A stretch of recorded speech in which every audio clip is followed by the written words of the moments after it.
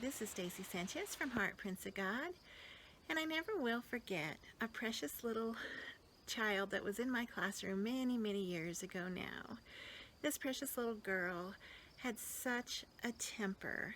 I mean, a temper that would go from 0 to 90 in 6 seconds.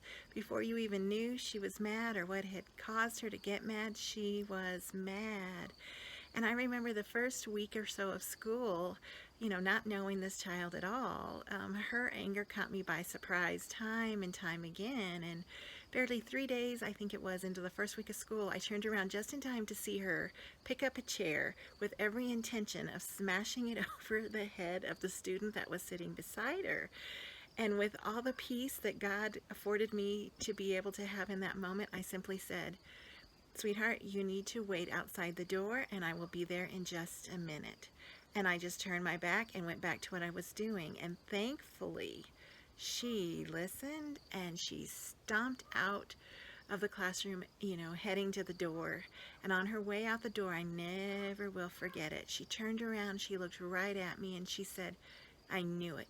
You don't love me either." And she shut the door. Actually, she slammed the door. And her words broke my heart, and everyone in that classroom was just silent as those words hung in the air. Well, I got the children started on the next assignment, and I went out and I just sat down on the floor by her in the hallway of our classroom. And I just told her, I think you have totally misunderstood me and misunderstood what happened back in the classroom just now. I said, "I do not love you." I said, "I do love you. I am so thankful you are in my classroom. I am so looking forward to getting to know you this year, spending time with you, getting to meet you here each and every day, Monday through Friday." I said, "I do not love you."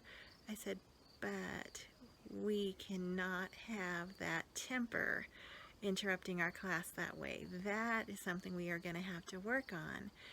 And then I looked right at her and I said, "Do you like that temper?" And she shook her head no. I said, "Well, then let's work on it together. Let's do it together. Let's make this the best year of your life." Because I said, "I love you, but that temper, we need to work on it." And we did. We spent the rest of the year working on that temper. But do you know what was one of the best ways that we combated that temper? Was to remind her over and over again, and not just me, but other students in the classroom were so good to come along and remind her too, that her temper was not who she was. That she was beautiful, that she was talented, that she was fun to be around, that she was adventurous, that she was full of life and spunk. And we would remind her, "You are not your temper. You are not your temper. Don't let your temper control you. You control your temper." And it all came down to this final phrase that we all learned that year in the classroom. Because while some of us might not have had a temper, we certainly had other things that were our stumbling block in our area that we needed to work on, myself included. And the phrase that we finally adopted in that classroom that year was, "My who is not my do, and my do is not my who. Who I am is a child of God, but what I do sometimes needs to be worked on," right? My who is not my do, and my do is not my who. And that's what I want to remind you of tonight.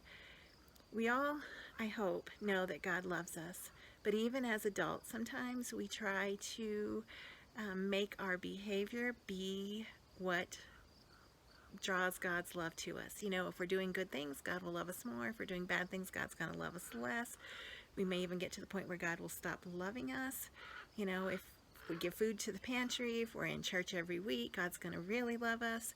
If we're mean to our parents, if we disobey, we cheat on our taxes, God's not going to love us. But our who's not our do, and our do's not our who. There's nothing we can do that'll make God love us more. He already loves us as much as he can love us.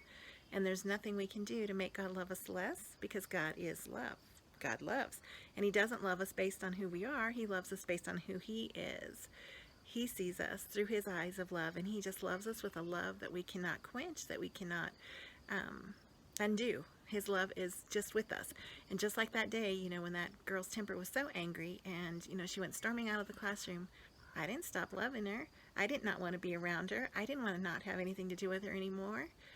I just needed to work on that temper, right? That was something that I knew wasn't causing her any happiness. That was something that wasn't making her life better. And it was something that I knew if we could get victory over, the whole rest of her life would be different. It's the same thing with God. You know, He loves us for who we are, but He knows there's things in us that are going to keep us from having the abundant life that He came to give us, the abundant life that we read about in John 10:10. He wants us to be all that we can be in and through Him. And so He comes alongside us and He disciplines us and He instructs us and He leads us and He purifies us. He prunes us. But it's all so that we can just have the kind of life He wants us to have. He knows those things are not part of the life He has for us, but it doesn't change His love for us. So today, I just want to remind you, your who is not your do, and your do is not your who. You cannot make God love you any more. You cannot make God love you any less. God loves you because He loves you, but He loves us too much, as the old saying goes, to let us stay the way we are. And everything that He does to try to refine our character is out of a Father's heart of love. All right, keep looking for those heart prints and have a beautiful, blessed day.